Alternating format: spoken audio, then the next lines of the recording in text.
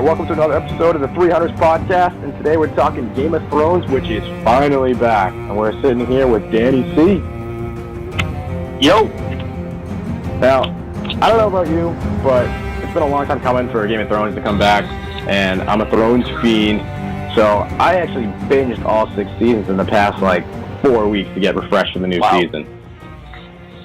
Yeah, I personally binged the first 20 minutes of the last episode of last season about that many times. Just up to the part where the nun or whatever gets the wine dosed over her head, and then I kind of cut it off. Yeah, I did not time it out well. I know HBO was sending out emails. They're like, yeah, do a rewatch. We'll do trivia. And it's like 1 season a week for 6 weeks. And I was like, yeah, fine, that's fine. And then, 3 weeks before the show, I'm like, oh, that snuck up. I got to bang out fucking 4 a day now.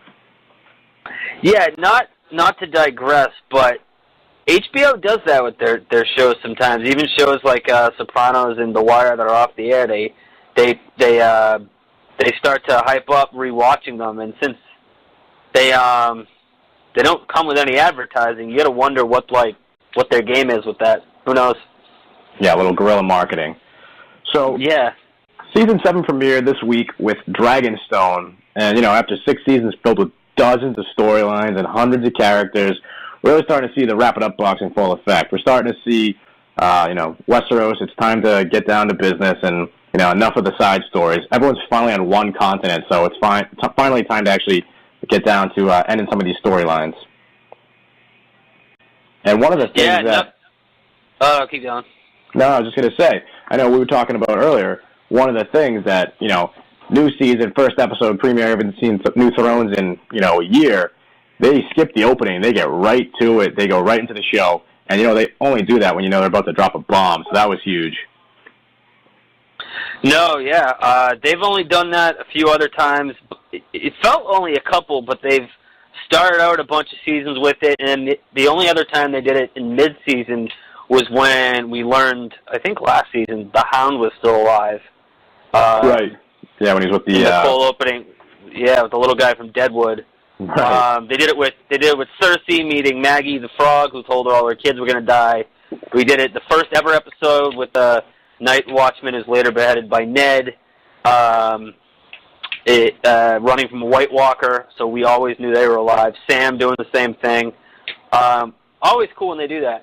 Although, am I the only one who felt like a dumbass because I had no idea what was going on because Walder Frey was supposed to be dead?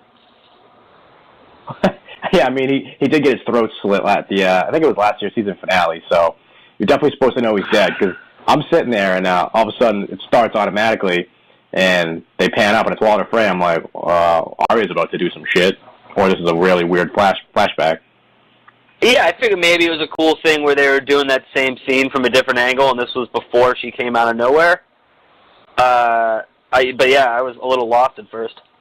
Yeah, I mean, Arya, with the one of the show's most satisfying moments, just straight up erasing House Frey in one shot. She just euthanized that family, and it's definitely satisfying because what's scary though is Arya's been going down this kind of a dark path for a long time. She's been crossing names off the list one by one. It's Meryn Trant, then it was Walder Frey, now it's the entire friggin' House Frey. And I think what's scary about it is it's not just she can sneak in and sneak out and maybe kill someone here and there. It's like, no, she can fuck up a lot of stuff. This is not just putting on a mask anymore. Yeah, it's a bad day in Bosnia to be on her list there. And with one of the most badass lines I've heard from any character in the show, something like, leave one wolf alive and none of the sheep will ever be safe. No, yeah, that's definitely one that they meant to be thrown up on a lot of message boards. Yeah, and now she's talking about heading down to kill the queen, and before you would think, all right, it's going to be hard for her to get past the entire Lannister army and get into King's Landing and all that shit, but with doing this, it looks like it's easy. If she doesn't get killed on the way down to King's Landing, she might be able to pull it off. Yeah, I mean, I don't know when you want to get into this. I figured we'd wait for Cersei, but there's very rarely a wasted moment of dialogue when it comes to Game of Thrones, and in every line you kind of have to pay attention to, and later on when you see Cersei and Jaime talking, actually mentions that, we just lost all of the Freys. They're talking about their allies or something. He goes, we something along the lines of, we lost all the Freys, and we don't even know what the fuck happened. So, which is a little odd, because she told that little girl to go ahead and tell him what happened. Like, get at me, bitch. So, she not only does she seem to be able to do this, but she kind of seems to know she's invincible too. Yeah, and what I really enjoyed about that, and we'll kind of go through house by house, but speaking of Cersei and Jaime, it's funny because obviously Cersei's gone off the complete deep end. All her kids are dead, her husband's dead. Shit went crazy for her last season, but she seems to kind of lost touch with reality a little bit. She thinks she's invincible, but Jaime's coming back to town, and he's like, do you realize how fucked we are? Everyone wants to kill us, and they're all coming for us at the same time. You've pissed off so many people. They're all teaming up to get us together. Well, yeah, I think he knows she's kind of on her last hinge, if you will. And I think what's kind of scaring him is he knows that. And I think her finding out that there's a fucking Stark still alive is what's going to seriously send her over the edge. Yeah, I mean, that gift Euron has coming better be pretty fucking good, or she's going to lose her mind pretty soon. Yeah. I'm curious, see what the hell's going to happen. I don't know if Arya's going to be able to get down to King's Landing before any of this other shit, goes off. But there's only this season and next season, so they're going to have a lot of stuff happen in, less than 15 episodes. Yeah, and I mean, at this point, I've seen some comments online, too, about how they wish they'd stop spending time on this storyline or that storyline. Obviously, I kind of agree to an extent. I didn't need to see 90 seconds of bedpans. I think, 4 or 5 would have been fine.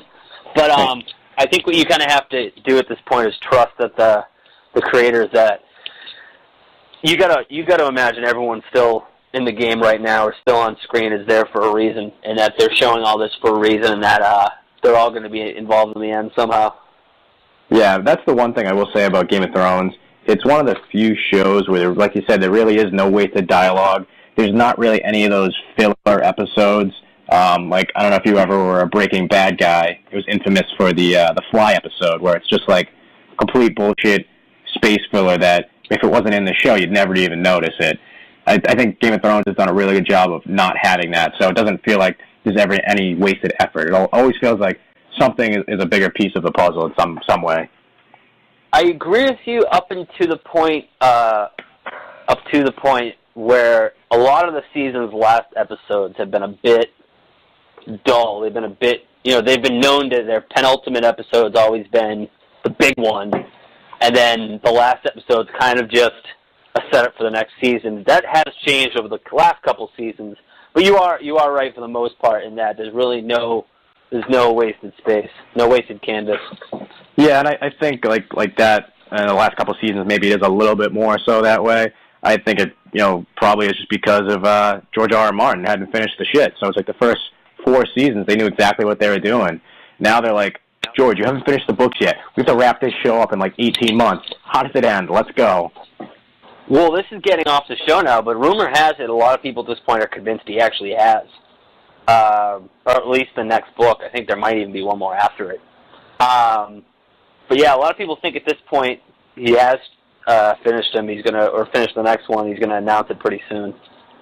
Yeah, I mean, it wouldn't surprise me. I heard he was kind of pissed off that they rushed him a little bit. They said, we got to finish the show. They rushed him? Okay. Yeah. Well, I mean, in his mind, they rushed him. I mean, the guy's been writing the books for 30 goddamn years, but it wouldn't surprise me that, he might get sued for it, but if they finish the show, or they have the final season ready to go, and he goes, oh, here's the last book, and just drop a wrench and everything, but who knows? He's an old crazy guy with a gigantic beard who wears overalls every day of his life, so never know what that kind of guy. Who chooses to live, like, full-time in New Mexico? That's the creepiest part of the whole thing. Yeah, he's off the grid. He's a nutbag. Yeah. All right, so still speaking of House Stark, I know we got to touch on Jon Snow, and I was kind of laughing because literally Jon Snow kicks off season 7 by nearly getting cucked by Sansa in front of the entire North. Cucked hard. He's saying, "Here's what we're gonna do. We're not kicking people out of their castles just for shit that their dads who are dead just because of shit their dads did.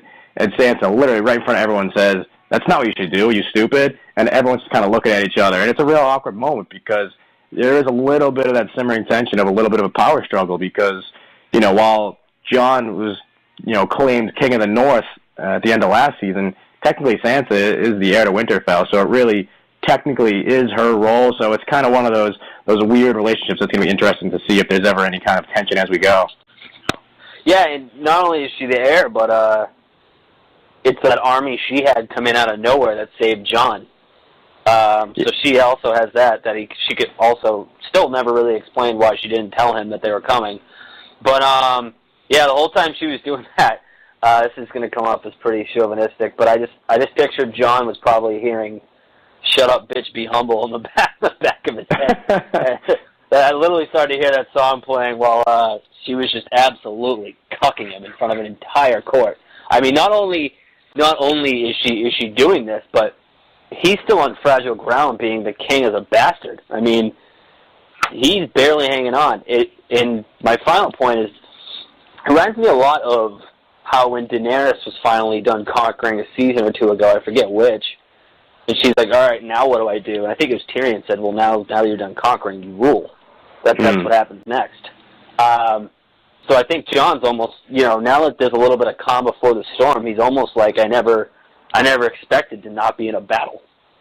Yeah, it was definitely kind of an interesting scene to note because, Sansa's going back and forth with them saying, like, "No, this is what you have to do, this is what you should do," and they kind of have that tension back and forth, but then she comes back and says, "No, you're actually really good at ruling." So I think hopefully they'll settle into a kind of a, Jon can be the leader and she can really be the right-hand woman. And I think that's something she would probably be good with, unless, Baelish gets involved and tries to screw things up. But we'll get to that later. Yeah, no, I was about to say, unless he throws a wrench into things. But I think in the end, Jon, I think there was probably a middle ground there. I think they were both kind of right. I think Sansa was wrong saying Jon should slaughter 2 10-year-olds. But maybe, something. Give them something. Figure something out to all the 10 people from Bear Island and the free folk that came and fought when those 2 houses refused to. Yeah, and then something I just thought of. I mean, Sansa even says to Jon, you need to be smarter than Robb. You need to be smarter than Dad because they both got killed. Yeah. And one of the things, if you remember, I think it was season 3, that was kind of really one of the turning points for Robb Stark on his downward turn was when he executed Lord Karstark because the guy he murdered a couple of the Lannister kids they had as prisoners, and Robb wasn't having any of it, so he executed him. The Karstarks left, and that was kind of the beginning of the end for Robb. So maybe Jon just kind of seeing the bigger picture a little bit more is going to help benefit him rather than reacting and kind of screwing things up in the short term. No, absolutely. That's absolutely probably what he was thinking of. But again, I don't know if it's for the purpose of the show or just because they're having a squabble that he didn't maybe name some middle ground and, I don't know, take a castle from him or something, some horses. Right. And all right, so let's jump around a little bit. Let's move over to the Hound, House Clegane. I don't want to spend too much time on it, but it was definitely it was really it was cool to see because he's the first character shown really kind of enduring the fact that winter is coming. Winter has come because he's riding around on his horse and it's snowing. It's it looks cold as hell, and they're in a part of Westeros where just last season he was there with Arya. And it was green spring pasture. So now that it looks like beyond the wall, winter is coming. It's creeping. Yeah, only a couple seasons ago he said that that father and his daughter would be dead of starvation, and he was right. Yeah, and he probably seems to feel a little bit bad about it. But another thing that was a nice little twist was the Hound looks into the flames with Thoros Amir, and he starts seeing something. He's seeing the dead marching. So it looks like the Hound is really starting to buy into the Lord of Light, which I think is going to be something to note just because after all this has been made of the guy's complete fear of fire, now he might be worshiping a fire god. So I don't know where that's going to go, but that's definitely something interesting to note. Yeah, do we want to get into, so I have a little tidbit on this. Do we want to get into some back channel internet rumors here, or kind of put an asterisk on this and wait till later? Yeah. I would say let's do rumors and theories at the end. We'll just blow through a few of the houses and then we can get to that. Yeah. So I mean, I think the Hound in general, they're keeping him in the story. He's clearly going to play a part later. I would say the fact that I think I didn't catch this, but from what I've read, I kind of reread a couple synopses, so I didn't have to re-watch the episode. But apparently, the Brotherhood has made it clear they're marching north to help defend the wall or fight the White Walkers. So I almost think they were laying out the fact that Arya's heading south, the Hound's heading north. He was on her list. If he's still alive, he's still on her list. And we'll see what happens with that. Yeah, that's definitely a good point. And then also something to notice, if they do run into each other, I was watching last season or season 5, whatever it was, when Arya's undergoing the training to become the faceless man, she's trying to play the game where you essentially just tell a lie and the other person believes you. And she's talking about how the Hound's on her list and she hates the Hound and she wants to kill the Hound. And the guy slaps her because he thinks she's lying. So maybe she's softened on the Hound over time. True. Yeah, no, good point. And so speaking of Clegane's, also, the Mountain got himself some fancy new black armor. He looks scary as fuck. Yeah, he looks scary, and I kind of miss the old crusty Mountain, too.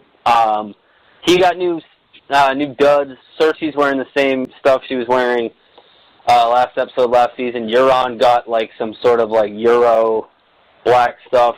I remember hearing after the last episode of last season that the black kind of leather look that Jon's even rocking now, I think Sansa's kind of rocking,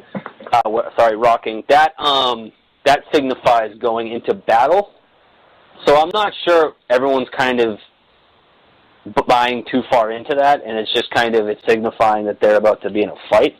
But either way, yeah, it's pretty cool stuff. Also, in that scene, if you look above Cersei and the Mountain, the symbol of the faith has been replaced by the symbol of the Lannister lion. Oh, good catch. Yeah, because it definitely means something with all the black, because everyone's wearing black. Cersei's wearing black, the Mountain's wearing black, and then also she replaced all the gold cloaks. The entire Kingsguard is all dressed in black now. So that's something that. Yeah, so you know how the Mountain's got his black armor. If you look behind him in the scene, all the Kingsguard, or I guess the Queensguard, whatever, they're all got all black armor. So that's something that they had gold and they had the white caves for 6 seasons. Now they're all decked out in black. So that's a little odd to see. Yeah, no, that's a good point. What was I going to say? Is Jaime technically still part of that? Part of what? He kind of the Kingsguard?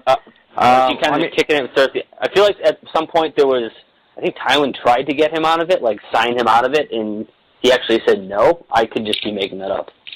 No, he did. I think it's technically released, though, because the king died, so it would be a new regime, with Cersei being the king/queen.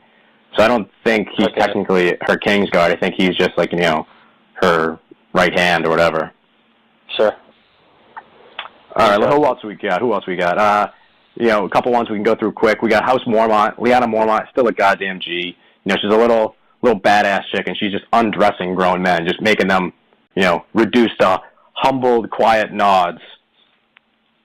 I'm about an episode or two away with Lyanna Mormont from being a grown man yelling, "Yes, Queen!" at the TV.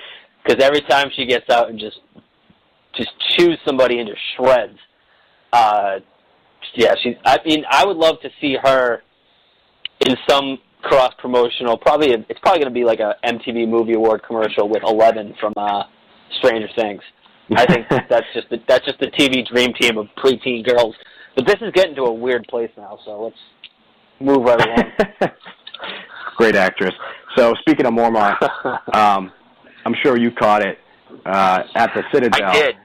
Jorah Mormont, and he's got a mean case of grayscale. When we last saw him, it looked like he had a little bit of really eczema on his arm. Now his entire fucking arm looks like a stone man. So he looks like he's not doing so well, and he's banking on someone to save his ass. Another asterisk on this for a quick internet rumor, but also it also goes to show that one of the trickiest parts of this series that I don't think it's one of the few things I don't think the creators, I was thinking about this earlier today, the creators or the viewers ever really nailed. One of the few things they couldn't master is the passage of time, both throughout the series and between episodes, even between seasons. I don't think he went from what he was to that in a week. Right. He certainly had to journey back from wherever he left Khaleesi, which was somewhere at Essos, whatever I've pronounced it, to the Citadel. So yeah, who knows how long he's been in that cell type thing. Just tossing shit out a window. I don't know. Yeah, it's a good point, because if they did hint at it, it wasn't readily apparent how long it's been. So, and then the Khaleesi crossed the entire sea. I'm really glad they didn't fuck around and say, "Oh, she's still in the water," and have it be like a 4-episode thing. So now Khaleesi's landed on Dragonstone, which is going to be really cool to watch because, as you know, Dragonstone is an island right off of King's Landing, and that's where Stannis was holed up, obviously. And when Stannis attacked King's Landing, he got to Blackwater Bay in I think it was an episode of travel. So I really hope it's not a 5-episode of her holed up in Dragonstone, because that could get long. But she's finally there after 6 seasons of build-up. She is on the doorstep of King's Landing. Yeah, and I know they know now that she's alive in what she's doing, right? Like Cersei and them. I'm pretty sure. Cersei, they know what? That she's alive and that she's putting together an army and that she's. Oh yeah. Okay. Yeah, they know. They know she's in. She's in town. Because she asked Jamie, where they'd land. Yes. Yeah, I think. Where was I going with that? I forget. But I think in general, they probably are going to delay her advance a couple episodes. We did see in the previews for the whole season, her and Yara Greyjoy getting in a bit of an argument about something. Mm-hmm. But it remains to be seen exactly what she does. Yeah, obviously the show, people talk about it's magic and dragons, and really when it gets down to it, it's a political show. You have all these different houses and allegiances that they all want the Lannisters dead pretty much. So it'll be interesting to see who teams up with who. I know the Greyjoys are split with Yara and Theon and the uncle, but I know pretty much everyone else wants them dead. But it's going to be a matter of who wants to climb the throne, because Khaleesi, she can team up with everybody, but the whole entire point of her being here is to take the throne. So yeah, Sansa definitely wants it now. Khaleesi wants it. Don't forget, we still haven't got to the Martells and the Sand Snakes down in Dorne. They're still cooking up something. So, if you really think about it, the Lannisters are surrounded. Oh yeah, they're fucked. So that's why I would not be surprised if they just collapsed. Maybe in that penultimate episode, like you were saying, they just smoke them, and then they wrap it up at the end of the season, and then next season's all White Walker battles. But you never know with these fucking shows. Yeah, that's an interesting thing. I think that would be the most interesting part about if that was what happened would be, for once it's a one tunnel show. For the most part, obviously, obviously there'll still be a battle for overall who's the king or queen, but it won't be like there's 6 different plots at once. Yeah, definitely. So, we'll see what happens with them. Moving on, I know it kind of goes back to Winterfell a little bit. We got Peter Baelish and, / House Aaron. So really, what's Littlefinger's plan? Obviously, he's been hanging around and everyone's kind of like, what's he still doing here? And, Sansa points out, I know exactly what he wants. And, as we saw in the Battle of the Bastards last season, if Sansa didn't go and get Littlefinger to help with the Knights of the Vale, they would have all been screwed. They would have been dead already. They would have lost to the Boltons. Mm-hmm. So, you got to wonder, did Sansa say, all right, if you come help us out with your army, I'll marry you? And then what's crazy about that is, Baelish has already got the Vale in his pocket. If he marries Sansa, then he's got the North, and he's got pretty much half the kingdom already. But then, of course, Jon Snow being proclaimed King of the North kind of fucked that up for him. So, yeah, no, first and foremost, I think it's time to stop doubting the intellect of Sansa. I think she knows what he wants, both in terms of he wants to hit it like he can't miss, and he also wants the throne. So I don't think it's going to be easy for Littlefinger. I mean, they kept panning to him every time John was getting cucked, and clearly everyone knows what he's trying to do. Everyone knows why he's there. This might be the season where he finally dies. He does something stupid, and someone just ices him because, yeah, I mean, he what was there was a quote in the beginning they were showing where power is only, I think Master Aemon from back in the day was saying, power is just a concept and it's just where people see it. Yeah, power is a shadow, or it's a trick. Yeah. I mean, if Sansa says, nah, I'm Queen of the Vale, are they really going to follow Littlefinger? I mean, they hate him too. Yeah, I mean, he lucked out because obviously, he married, Catelyn's sister before she, fell through the moon door, and the little Aaron kid apparently loves Littlefinger. But yeah, I mean, that's a flimsy hold at best. He's not blood or anything. But love or hate him, you got to respect the shit out of this guy. He went from being a brothel owner who went, from just basically counting pennies in season 1, managing the money of King's Landing, to now being on the doorstep to having half the kingdom under his control and getting pretty fucking close to that throne. So that's definitely impressive evolution over the 6 seasons.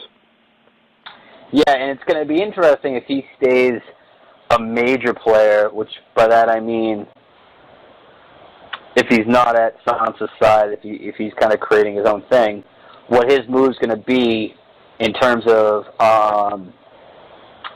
engaging Khaleesi. It's going to be interesting to see, is he going to try and go over her? Is he going to try and help her and then try and pull some sort of double cross? What's really going to be his play then? Yeah, no, that's definitely a good point. Because then you don't even really know what. I can't see Jon Snow really wanting to sit in the Iron Throne, so it's not like he's gonna, I don't think clash with Khaleesi on stuff like that. But who knows? If they get into other moral debates, and we're not going to burn an entire continent with dragons. So hopefully we get some of those face to faces soon. No, absolutely. And, but that's another thing that might have to wait another season if she's going to go right from Dragonstone to King Landing. Because John's made it pretty clear he's in no rush to win the South. He's only concentrating on the White Walkers. Exactly, yeah. So that'll be interesting, because obviously they're not going to have that White Walker battle be before the end of the last season. So is he just going to hang up in Winterfell for an entire season? I don't know. But, someone's got to make some moves. Sure.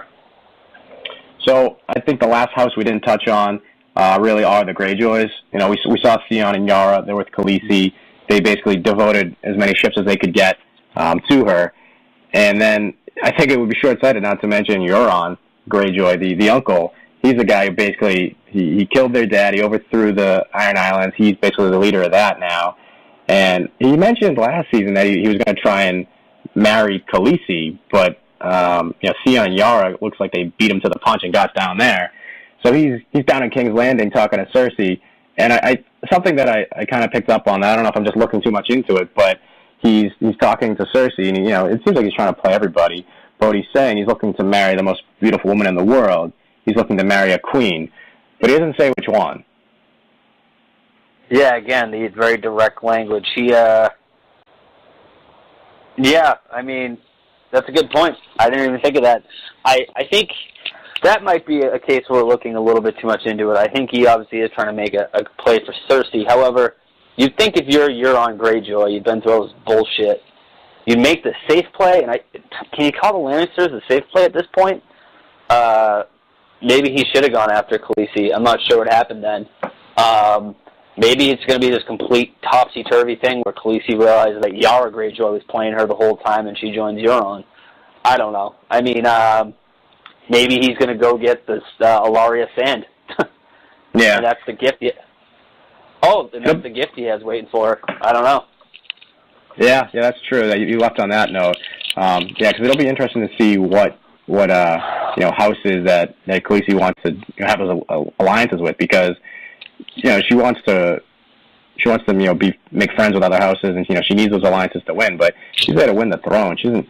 I mean, would it shock you if she says Theon and Yara, like, I love you guys, but you get 10 ships so I'm going to dump you. Euron's got 100 ships. Is that all they have? I mean, I think they said they have like 30, but if you remember, they left in a... Oh, sorry. No, it was because I was going to say they left in a hurry because they basically were going to get killed by Euron because he overthrew the throne. So they took as many as they could and got the hell out of town. Yeah, but I mean, they had enough to help transport the entire Khaleesi army. Yeah, I mean, so they definitely have... Might not have I mean, imagine if it was the greatest rematch in the history of all time, the Battle of Blackwater Bay 2. It was Euron and Khaleesi against, I mean, the naval part of Khaleesi's, I mean, Euron and Cersei against the naval part of Khaleesi's army in the water, and then the Unsullied at the door. Yeah, I mean, just hopefully they call it that. I think it'd be a great episode name, the Battle of Blackwater Bay 2. Yeah. Now, I think that kind of wraps up most of the major houses, unless I missed one. So if you don't have anything on that, I mean, I know we have a bunch of side notes that we can jump into.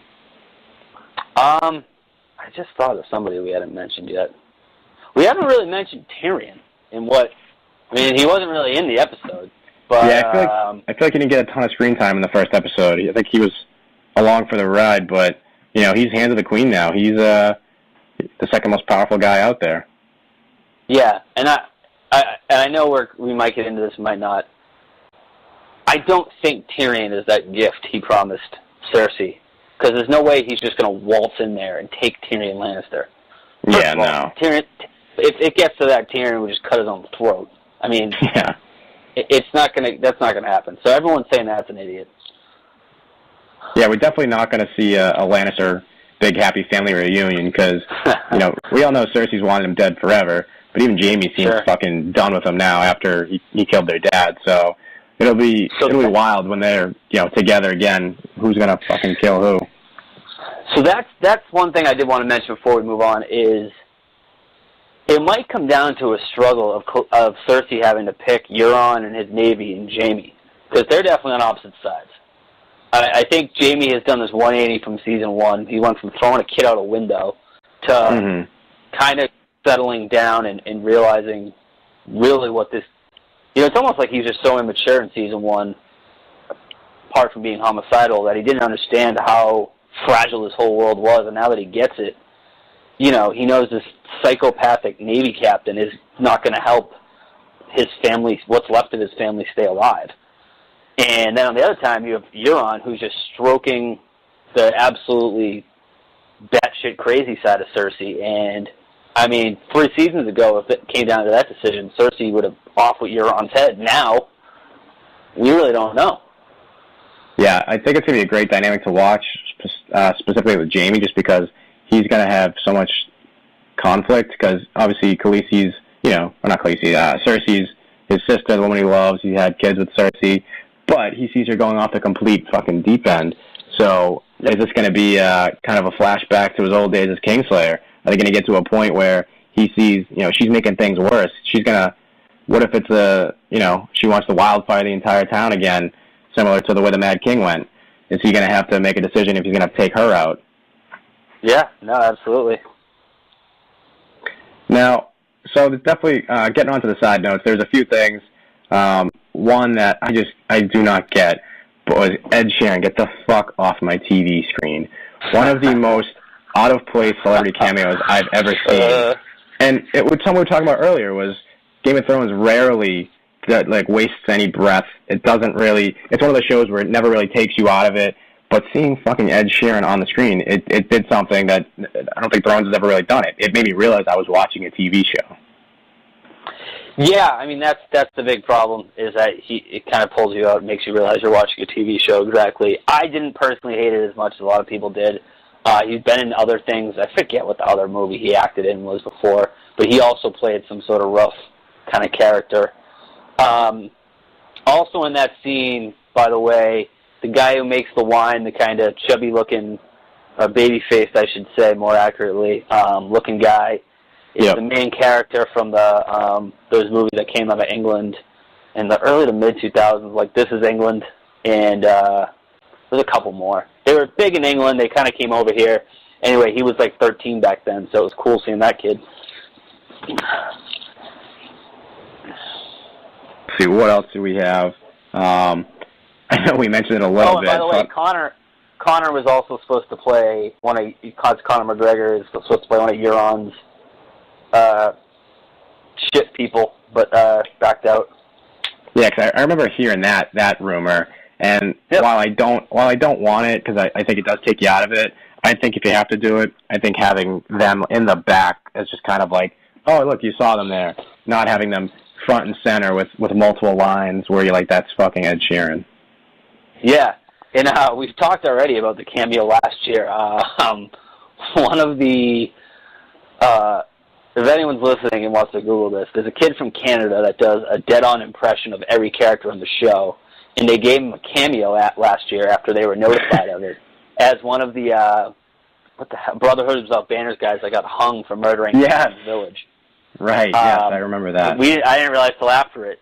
I went back and saw it, and it is him. But it's pretty funny to watch this kid just go through everyone from Jon Snow to Jaime to Varys. Yeah, they are dead on. So one other thing I want to just point out / trash on. Do we really need the 5-minute montage of Sam cleaning up the bedpans and dry heaving? I didn't get that. Yeah. It seemed overly long, and it was definitely odd. And Sam and Gilly just continue to be the worst storyline in the show. I mean, I'm hoping it's a slow burn with a payoff in the end. But even Bran's storyline, who I despised for the first 5.5 seasons, he wasn't even in season 5, and they're starting to hit the wrap it up box on him. Last year, he's traveling through time. He's talking to Ned Stark at the Tower of Joy. He's face to face with a White Walker. He got Hodor killed. I mean, what the fuck has Sam done? He got into a fight with his dad, and he stole his Valyrian sword, which could be something. And now he's in the library. And I'm like, you better come back with the fucking secret sauce on how to beat the Night King, because this storyline is grating.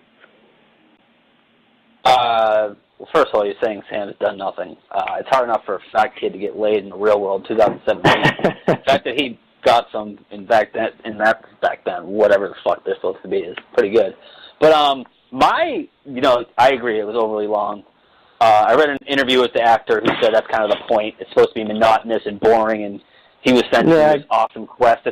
But my frustration with Sam's storyline was this: that one of the other cool things about Game of Thrones is you don't have to really.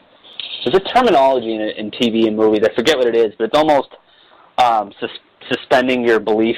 It's like a willful disbelief, I think it's called, or something like that, where it's like, oh, okay, I will just accept that. But you're telling me that there's been all these maesters researching all these cures and all these things and whatever, and there's a knowledge that somewhere in the world, maybe eventually, even though some people know it's more imminent than others, that sometime there might be White Walkers again. You're saying no one else than Sam fucking Tarly stumbled upon the fact that Dragonstone is sitting on a mountain of dragonglass? Oh yeah. It's almost like the same thing at the end of Lord of the Rings, where Gandalf's like, all right, I'll call the dragons now. It's like, no, dude, it's like really? It's like Sam's the only one who has the internet. I mean, you got all these maesters of years being how smart they are, and they know how to heal, and they know all the history of everything, and then you get there, and it's like they're all fucking old idiots. I don't know shit. And it's literally like Sam getting the internet, because there's thousands and thousands of books, but no one's put it all together. So he's going through and tying them all together. Like, oh, we got Dragonglass here, we got this over here, we got Valyrian Steel. I mean, Sam's going to walk back with a playbook on how to beat the White Walkers, but to your point, why is he the only one person that knows this? No, exactly. And I was talking about this with somebody I know. I don't remember who, but they said it's just because the Maesters have almost, other than just basically being the doctors and medical people, they've been at this, and obviously the rest of the world around them hasn't been at peace, it's been war, but there's been no, existential crises out there, so they've kind of become complacent. They're kind of just sitting in the Citadel reading and eating that fucking slop and shitting themselves and not really trying to innovate or anything like that, which is what the Citadel was supposed to be, I think, if you look it up originally, with an innovation hub. So yeah, so that could be one reason. But still, I thought it was a giant leap of faith that no one else, and that fat idiot, was, yeah. Yeah, no, totally agreed. So I think we got like 5-10 minutes left until all my devices die. So if there's any predictions, anything you want to jump on, we can do that, and then we'll wrap it up and we'll come back next week for week episode 2. I do have a prediction. I don't know when it's going to happen. I don't know how it's going to happen. I think Arya is going to see the Hound again, and I think I know where. They added that little inn where she killed her first person and where she's been in a bunch of times with the Hound, where she stumbled upon Hot Pie again. You know, her crew of Gendry and Hot Pie from back in the day. They added that to the title sequence. It wasn't there before. Yeah, that was a good thing to spot. So I think she's gonna pass by that again. The Hound's gonna be going north, and Needle's gonna get him some. Yeah, no, I know it's been rumored that Gendry's gonna be back, and I think somebody said he was actually spotted in the trailer, because that's one of those things where, you know, he got sent off in the boat like 3-4 seasons ago, and it's like they never just write off the character without explaining what happened to them. Yeah, and someone I saw a different column. I apologize, I can't remember what it was, but if you're good with the world of Games of Thrones, he said he couldn't row a boat or swim, and from wherever he was to the nearest like body of land was like 2 weeks. So like, yeah, we're talking about like Elian Gonzalez chances of survival here, and I guess this kid's going to still be alive, but all right. Yeah, that'd be a bummer. Like, oh, actually, he drowned. Yeah, no. Yeah, that'd be actually hilarious. They're like, no, actually, yeah. We found his body like a week later. All right, any other predictions you want to jump into, or you want to save it for next week? Are we doing predictions and internet rumors, or are we just doing predictions? I mean, we could probably do a whole separate one on rumors, to be honest. I know there's a ton of them. So maybe we should break that out into a separate one rather than try and cram them all in right now. Yeah, no. I'm all good. For next week in particular, can I quickly drop the name of it? Yeah. That's out there. That's out there anyway. So the next one's called Stormborn, sorry. Which I'm guessing means it's going to be a lot of Daenerys up in that Stannis' old chess room, talking about what's going to go down. I think we're going to see a little bit more Cersei. I have a feeling some of these groups are going to be skipped certain episodes just to let the other plots develop, but we'll see. Another quick tidbit for you, when Tormund's trying to hit on Brienne last episode, and you see from Sansa's and Jon's point of view, her walk away disgusted.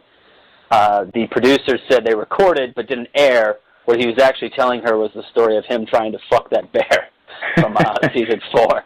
So that's what he was actually saying to her. Was talking about her name was Sheila the Bear. He didn't try. He actually did fuck a bear at one point. So yeah. So Tormund continues to try and get it done. I mean, no shame in his game. Yeah, man, shooters got to shoot. Yeah, hey, shooters keep shooting. All right, so I think that's going to wrap it up for this week. This is for the first episode, the first Game of Thrones episode in the 300s podcast. We're going to do one each week, kind of doing a recap of that week's episode. You know, what went down, what we saw, what are some predictions, and we're winding down. We only got a handful of episodes left, so there's going to be some good shit. Do we have enough? Just quickly for this, we got confirmation? I've heard people say, but I haven't seen anywhere, that the last season's actually going to be like movie lengths. Like it's only going to be 7 episodes, but they're going to be like an hour and a half. Yeah. So I know they released the definite ones, the definite episode lengths for this year, and they're like an hour, an hour 10, an hour 20. But I've heard that, I don't know if it's official, but I've heard that for next season as well, where there's only 7 episodes, but they're all almost an hour and a half long. Yeah, which I'm fine with. Yeah, Sons did that their last season. They were all 80, 90 minutes, and I pretty much was sleeping in my cube the next day. Yeah, I mean, don't drag it out. If you want to just bang it out with 2 months of mini movies, I'm good with that. Yeah. Cool. All right, well, thanks for joining us, guys. We'll see you next week on the 300s podcast.